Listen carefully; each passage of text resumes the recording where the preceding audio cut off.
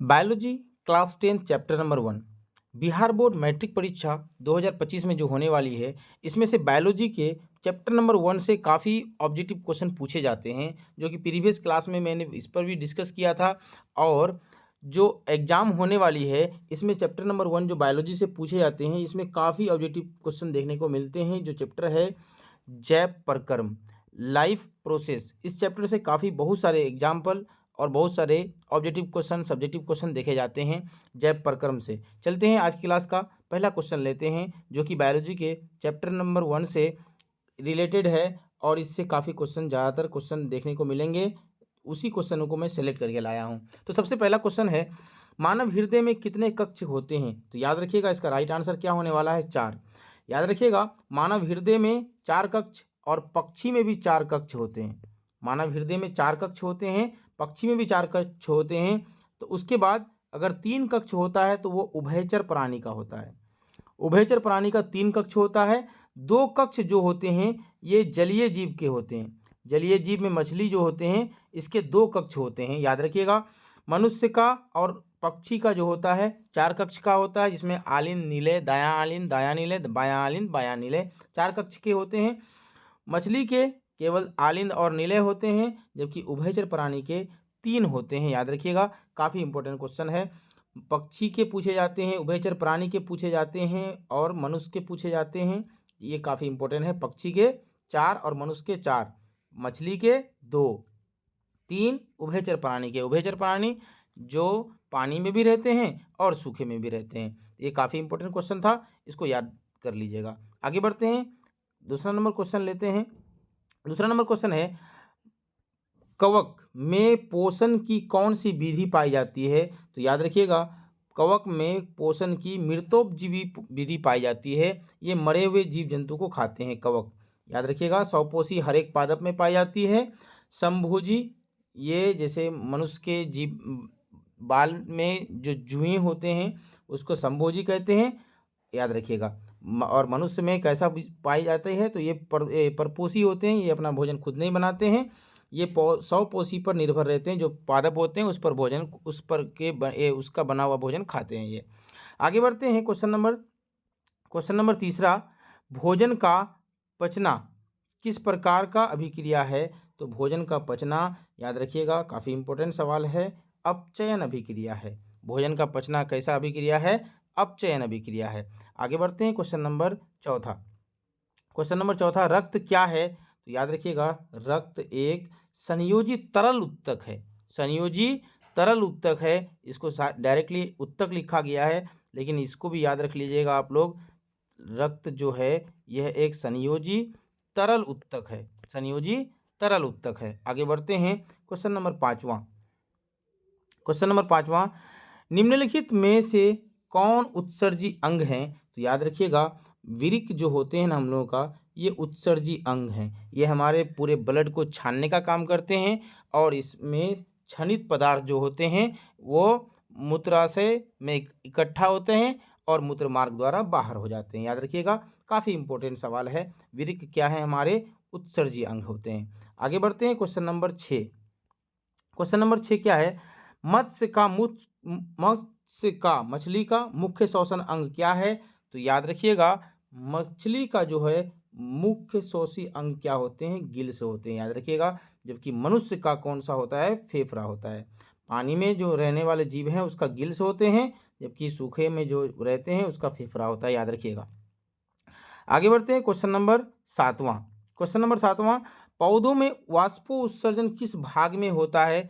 पौधों में वाष्पोत्सर्जन पत्तों द्वारा होता है। पत्तियों के द्वारा होता है वाष्पोत्सर्जन। वाष्पोत्सर्जन उसे कहते हैं जो सूर्य की प्रकाश की उपस्थिति में ये पत्तियों द्वारा उसके नमी को सोखने की प्रक्रिया को क्या कहते हैं? वाष्पोत्सर्जन कहते हैं। आगे बढ़ते हैं, क्वेश्चन नंबर आठवां क्या है? प्रकाश संश्लेषण द्वारा किसकी प्राप्ति होती है? तो याद रखिएगा, काफ़ी इंपॉर्टेंट सवाल है। प्रकाश संश्लेषण द्वारा ग्लूकोज की प्राप्ति होती है। और हम लोगों के श्वसन क्रिया के द्वारा किसकी प्राप्ति होती है? तो भी ग्लूकोज की प्राप्ति होती है। याद रखिएगा, काफ़ी इंपॉर्टेंट सवाल है। चलते हैं क्वेश्चन नंबर 9, रक्षी कोशिकाएं कहाँ पाई जाती हैं? तो याद रखिएगा, रक्षी कोशिकाएं कहाँ पाई जाती हैं? तो पत्तियों में पाई जाती हैं। काफ़ी इंपॉर्टेंट सवाल है, ये भी कई बार पूछा गया सवाल है। रक्षी कोशिकाएं कहाँ पाई जाती हैं? तो पत्तियों में पाई जाती हैं। आगे बढ़ते हैं, क्वेश्चन नंबर 10वां। क्वेश्चन नंबर 10वां, मानव रक्त में उपस्थित यूरिया की सामान्य मात्रा कितनी होती है? तो ये भी काफ़ी इंपॉर्टेंट सवाल है, कई बार पूछा गया है। तो 40 mg होती है। 40 mg मानव रक्त में यूरिया की मात्रा होती है। आगे बढ़ते हैं, क्वेश्चन नंबर 11वां। मानव श्वसन क्रिया के दौरान कितनी प्रतिशत ऊर्जा ताप के रूप में निष्कासित होती है? तो याद रखिएगा, 60% ऊर्जा जो होती है ना, ये एक बार मनुष्य श्वसन लेता है ना, जितना ऊर्जा उत्पन्न करता है शरीर, तो वो ताप ऊर्जा में 60% ऊर्जा क्या होता है? ताप ऊर्जा में कन्वर्ट हो जाती है, जो हमारे मनुष्य के शरीर से बाहर निकल जाती है। आगे बढ़ते हैं, क्वेश्चन नंबर 12वां। क्वेश्चन नंबर 12वां क्या है? पौधों के वायवीय भागों से जल के निष्कर्षण की क्रिया क्या कहलाती है? पौधों के वायवीय भागों से जल के निष्कर्षण की प्रक्रिया क्या कहलाती है? तो वाष्पोत्सर्जन कहलाती है। ये भी काफ़ी इंपॉर्टेंट सवाल है, काफ़ी इंपॉर्टेंट सवाल है, कई बार पूछे गए हैं। ये हर बार लगभग किसी न किसी डिजाइन से ये क्वेश्चन को एग्जाम सेटर क्वेश्चन बनाने वाला ये सेट करते ही है। आगे बढ़ते हैं, क्वेश्चन नंबर 13। क्वेश्चन नंबर 13, शरीर में ऊर्जा का उत्पादन की प्रक्रिया क्या कहलाती है? तो शरीर में ऊर्जा का उत्पादन करने की प्रक्रिया क्या कहलाती है? श्वसन कहलाती है, क्योंकि श्वसन के दौरान ऊर्जा काफ़ी मात्रा में हमारे शरीर में ऊर्जा मुक्त होती है। आगे बढ़ते हैं, क्वेश्चन नंबर 14। क्वेश्चन नंबर 14 क्या है? कौन सी क्रिया सभी जीवों के लिए अनिवार्य है? तो सबसे इंपॉर्टेंट तो यही है, श्वसन की क्रिया सभी जीवों के लिए अनिवार्य है। ये भी अनिवार्य हैं, ये भी अनिवार्य हैं, ये भी अनिवार्य हैं, लेकिन सबसे ज़्यादा अनिवार्य कौन है? तो श्वसन अनिवार्य है। अगर श्वसन नहीं उस किसी जीव में, तो वो जीवित नहीं रह सकता। आगे बढ़ते हैं, question number 15। Question number 15, magnesium कहाँ पाया जाता है? क्या लाल रक्त कोशिका में पाए जाते हैं, या लाल रक्त कण में पाए जाते हैं, श्वेत रक्त में कण में, या वर्णी लवक में? नहीं, ये क्लोरोफिल में पाए जाते हैं। मैग्नीशियम धातु कहाँ पाए जाते हैं? तो क्लोरोफिल में पाए जाते हैं। याद रखिएगा, काफ़ी इंपॉर्टेंट सवाल है, कई बार पूछा गया सवाल है। आगे बढ़ते हैं, क्वेश्चन नंबर 16। कोशिका झिल्ली किस प्रकार की होती है? तो याद रखिएगा, कोशिका झिल्ली जो होती है अर्धपारगम्य होती है। कोशिका झिल्ली अर्धपारगम्य होती है। यह भी कई बार इंपॉर्टेंट सवाल है, ये भी कई बार पूछा गया है। याद रखिएगा, अर्धपारगम्य होती है। आगे बढ़ते हैं, क्वेश्चन नंबर 17। दही के जमने में कौन सी क्रिया होती है? तो दही के जमने में किण्वन की प्रक्रिया होती है, फर्मेंटेशन होता है। याद रखिएगा, काफ़ी इंपॉर्टेंट सवाल है। अगर क्वेश्चन पूछा जाए दही में कौन सा एसिड पाया जाता है, तो याद रखिएगा, लैक्टिक एसिड पाया जाता है। लैक्टिक एसिड पाया जाता है। हमारे बॉडी में जो पेन होते हैं, टेम्प्रोरी पेन जो होते हैं, दर्द होते हैं, ये लैक्टिक एसिड बनने के कारण होते हैं। और परमानेंट जो दर्द होता है, वो किसके कारण होता है? यूरिक एसिड के कारण होता है। याद रखिएगा, परमानेंट जो दर्द होते हैं जैसे गठिया बातिक वाला, वो यूरिक एसिड के कारण होता है। लेकिन टेम्पररी दर्द जो होता है हमारे शरीर में, तो वो लैक्टिक एसिड के कारण होते हैं। आगे बढ़ते हैं, क्वेश्चन नंबर 18। मानव में डायलिसिस थैली क्या है? डायलिसिस थैली क्या है? तो याद रखिएगा, मानव में डायलिसिस थैली क्या है? माइटोकॉन्ड्रिया तो हो नहीं सकता, न्यूरॉन तो हो नहीं सकता, इनमें से कोई नहीं। इसका मतलब नेफ्रॉन ही होगा, क्योंकि नेफ्रॉन क्या करते हैं? ब्लड को, रक्त को क्या करते हैं? छानते हैं। और छानने की ही प्रक्रिया को तो क्या कहते हैं? डायलिसिस कहते हैं।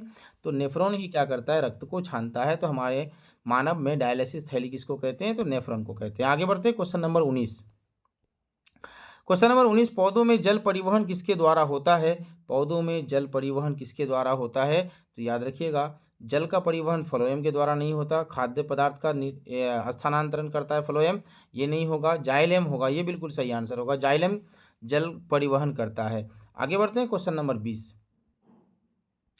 दांत की सफेदी बनाए रखने के लिए कौन सा खनिज आवश्यक है?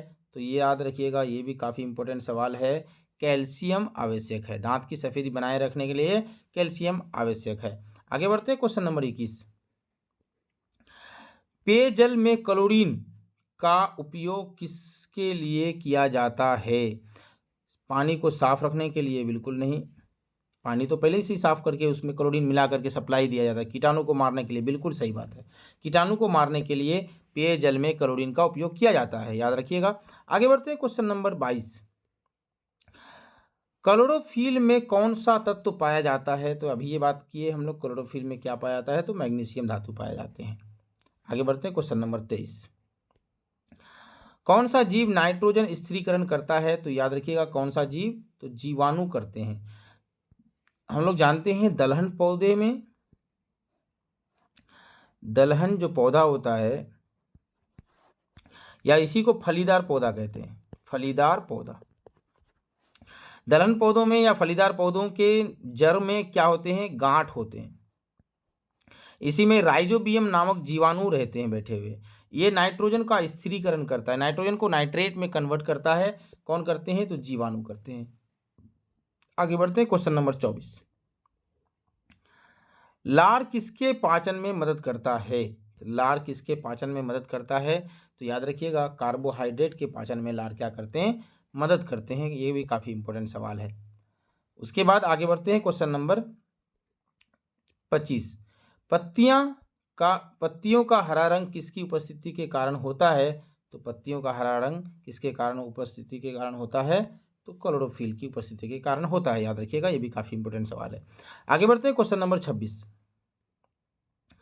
मानव शरीर में श्वसन अंग कौन सा है? मानव शरीर में श्वसन अंग कौन सा है? ये तो बच्चा वाला सवाल है, फेफड़ा, सबको ही बता देगा। आगे बढ़ते हैं क्वेश्चन नंबर 27। किस प्रक्रिया के द्वारा पत्तियों में गैसों का आदान प्रदान होता है? पत्तियों में गैसों का आदान प्रदान होता है, तो ये याद रखिएगा विसरण प्रक्रिया के दौरान होता है। विसरण की प्रक्रिया के दौरान पत्तियों में गैसों का आदान प्रदान होता है। आगे बढ़ते हैं क्वेश्चन नंबर 28। कौन सा एंजाइम पेट में प्रोटीन को पचाने में मदद करता है? कौन सा एंजाइम पेट में प्रोटीन को पचाने में मदद करता है? तो याद रखिएगा पेप्सिन। पेट में पेप्सिन, जबकि छोटी आंत में चला जाएगा तो ट्रिप्सिन, प्रोटीन को पचाने में मदद करता है। आगे बढ़ते हैं क्वेश्चन नंबर 29। वसा का पाचन मुख्य रूप से कहाँ होता है? वसा का पाचन मुख्य रूप से छोटी आंत में होता है। वसा का पाचन मुख्य रूप से कहाँ होता है? छोटी आंत में होता है। Question number 30। रक्त का लाल रंग किसके कारण होता है? तो रक्त का लाल रंग हीमोग्लोबिन के कारण होता है। ये भी काफी इंपॉर्टेंट सवाल है, ये भी कई बार पूछे गए हैं। याद रखिएगा हीमोग्लोबिन में कौन से धातु पाए जाते हैं? तो आयरन पाए जाते हैं, याद रखिएगा। हीमोग्लोबिन में कौन से धातु? तो आयरन। अब बोलेगा क्लोरोफिल में कौन से धातु? तो याद रखिएगा magnesium.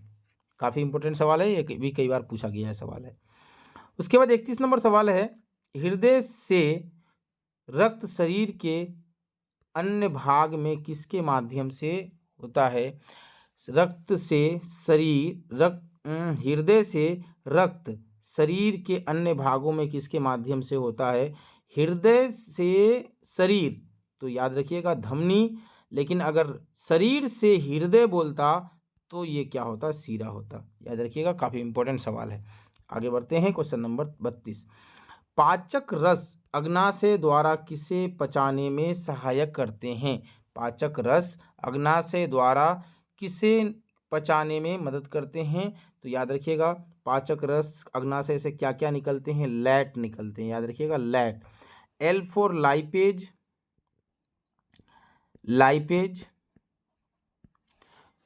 A for amylase, T for trypsin. Lipase क्या करता है? वसा को पचाता है, एमाइलेज क्या करता है? कार्बोहाइड्रेट को पचाता है। ट्रिप्सिन क्या करता है? प्रोटीन को पचाता है, याद रखिएगा। L for lipase, A for amylase, T for trypsin. Trypsin मतलब प्रोटीन को पचाएगा, A फॉर एमाइलेज कार्बोहाइड्रेट को पचाएगा, L फॉर लाइपेज वसा को पचाएगा। काफी इंपॉर्टेंट सवाल है, ये याद रखिएगा। तो इसका राइट आंसर क्या होने वाला है? उपयुक्त सभी। आगे बढ़ते हैं क्वेश्चन नंबर 33। मनुष्य के मस्तिष्क का मुख्य ऊर्जा स्रोत क्या है? मनुष्य के मस्तिष्क का मुख्य ऊर्जा स्रोत क्या है? ग्लूकोज है, याद रखिएगा। काफी इंपॉर्टेंट सवाल है। Question number 34। श्वसन की क्रिया में किस गैस का उपयोग किया जाता है? ये भी बच्चा वाला सवाल है, तो याद रखिएगा श्वसन की प्रक्रिया में किस गैस का उपयोग किया जाता है? तो ये भी बच्चा वाला सवाल है, ऑक्सीजन। आगे बढ़ते हैं, क्वेश्चन नंबर 35। जाइलम का मुख्य कार्य क्या होता है? तो भोजन का परिवहन तो फ्लोएम करते हैं, खनिज का जल का परिवहन करते हैं कौन? जाइलम। खनिज का परिवहन करते हैं जाइलम, तो याद रखिएगा डी ऑप्शन सही होने वाला है। खनिज का भी परिवहन करते हैं और जल का भी परिवहन करते हैं कौन? जाइलम, तो याद रखिएगा डी नंबर ऑप्शन करेक्ट होने वाला है। आगे बढ़ते हैं, क्वेश्चन नंबर 36। ये बायोलॉजी के पहला चैप्टर से काफ़ी इंपॉर्टेंट सवाल सेट करके लाया हूँ, ताकि आपका एग्जाम में जो आने वाले हैं ये भी क्वेश्चन ही आएंगे, इससे और क्वेश्चन बढ़ा के नहीं देंगे। जो भी क्वेश्चन आएंगे पहला चैप्टर से इतने ही क्वेश्चन होंगे। आगे बढ़ते हैं, किसके द्वारा श्वसन के दौरान ऊर्जा उत्पन्न होती है? तो किसके द्वारा श्वसन के दौरान ऊर्जा उत्पन्न होती है? तो याद रखिएगा माइटोकॉन्ड्रिया, ये राइट आंसर होने वाला है। माइटोकॉन्ड्रिया के दौरान, माइटोकॉन्ड्रिया याद रखिएगा। आगे बढ़ते हैं, क्वेश्चन नंबर 37। मानव में सबसे बड़ा पाचन ग्रंथि कौन सा है? तो याद रखिएगा सबसे बड़ा पाचन ग्रंथि क्या है? यकृत है। तो यकृत से निकलने वाला पित्ताशय से निकलने वाला जो पित्त होता है ना, ये भोजन को क्या करता है? क्षारीय बनाता है। पित्ताशय से निकलने वाला पित्त जो है भोजन को क्या करते हैं? क्षारीय बनाते हैं। और ये क्षारीय होने के कारण इससे अग्नाशय से निकलने वाले जो रस होते हैं वो काफ़ी एसिडिक होते हैं, और पेट से निकलने वाले जो रस होते हैं ये भी काफ़ी, जठर ग्रंथि से निकलने वाला जठर रस जो होता है ये भी काफ़ी अम्लीय होते हैं, और यकृत से निकलने वाला क्षारीय ये होने के कारण ये क्या करते हैं? पूरे भोजन को पचा देते हैं। तो सबसे इंपॉर्टेंट क्वेश्चन क्या होने वाला है? मनुष्य का सबसे बड़ा पाचन ग्रंथि तो यकृत, याद रखिएगा यकृत। आगे बढ़ते हैं, क्वेश्चन नंबर 38। लार में कौन सा एंजाइम पाया जाता है? तो लार में क्या पाया जाता है? पेप्सिन नहीं पाया जाता, पेट में पाया जाता है। ये लाइपेज अग्नाशय से निकलता है, ट्रिप्सिन छोटी आंत से निकलता है, तो टाइलिन इसका राइट आंसर होने वाला है। लार में कौन सा एंजाइम? तो याद रखिएगा टाइलिन निकलता है। आगे बढ़ते हैं, क्वेश्चन नंबर 39। मनुष्य की छोटी आंत कितनी लंबी होती है? तो याद रखिएगा मनुष्य की छोटी आंत काफ़ी लंबी होती है, जिसका लंबाई 6 मीटर होता है। अगर मनुष्य की आहार नाल की लंबाई पूछा तो याद रखिएगा 8 से 10 मीटर तक होती है मनुष्य के आहार नाल की लंबाई। ये भी काफ़ी इंपॉर्टेंट सवाल है, इसको भी याद रख सकते हैं। आगे बढ़ते हैं, क्वेश्चन नंबर 40। ग्लूकोज को ऊर्जा के रूप में बदलने की प्रक्रिया को क्या कहते हैं? ग्लूकोज को ऊर्जा के रूप में बदलने की प्रक्रिया को क्या कहते हैं? श्वसन कहते हैं। क्वेश्चन नंबर 40 के बाद क्वेश्चन नंबर 41। कोशिका में ऊर्जा का भंडार किस रूप में होता है? तो याद रखिएगा एटीपी के रूप में। कोशिका में ऊर्जा का भंडार किसके रूप में होता है? तो एटीपी के रूप में होता है। एटीपी का पूरा नाम एडिनोसिन ट्राइफॉस्फेट होता है। आगे बढ़ते हैं, क्वेश्चन नंबर 42। पौधों में गैसों का आदान प्रदान मुख्यतः किसके द्वारा होता है? पौधों में गैसों का आदान प्रदान मुख्यतः रंध्र के द्वारा होता है। ये भी काफ़ी इंपॉर्टेंट सवाल है, रंध्र के द्वारा होता है। Question number 43। जल का सबसे अधिक अवशोषण किस अंग द्वारा होता है? तो याद रखिएगा सबसे अधिक जल का अवशोषण छोटी आंत के द्वारा होता है भोजन पाचन के सिस्टम में। आगे बढ़ते हैं, क्वेश्चन नंबर 44। रक्त में ऑक्सीजन का परिवहन किसके द्वारा होता है? तो लाल रक्त कोशिका के द्वारा होता है। रक्त में ऑक्सीजन का परिवहन किसके द्वारा होता है? लाल रक्त कोशिका के द्वारा होता है। आगे बढ़ते हैं, क्वेश्चन नंबर 45 के बाद क्वेश्चन नंबर 44 के बाद 45। क्लोरोफिल किस प्रकार का यौगिक है? तो याद रखिएगा क्लोरोफिल किस प्रकार का यौगिक है? तो कार्बनिक यौगिक है। तो ये था हमारा चैप्टर 1 बायोलॉजी के कंप्लीट ऑब्जेक्टिव क्वेश्चन। जो VBI ऑब्जेक्टिव क्वेश्चन थे ये मैं करा चुका हूँ। याद रखिएगा जो एग्ज़ाम होने वाली 2025 को मैट्रिक का एग्ज़ाम जो होने वाला है अगले 1-1.5 महीने के अंदर हो जाएंगे। तो इसमें से पहला चैप्टर का जो बायोलॉजी बताया हूँ सभी ऑब्जेक्टिव क्वेश्चन काफ़ी इंपॉर्टेंट क्वेश्चन है, इसी से क्वेश्चन आएंगे। याद रखिएगा जब एग्ज़ाम देने जाएं तो उससे पहले एक दिन ये वाला क्लास ज़रूर देख के जाएं, ताकि आपका 10 से 15 नंबर क्वेश्चन ऑब्जेक्टिव जो होगा ये आपका आसानी से हो जाए। चलते हैं, आज का क्लास यहीं पे समाप्त करते हैं। नमस्कार।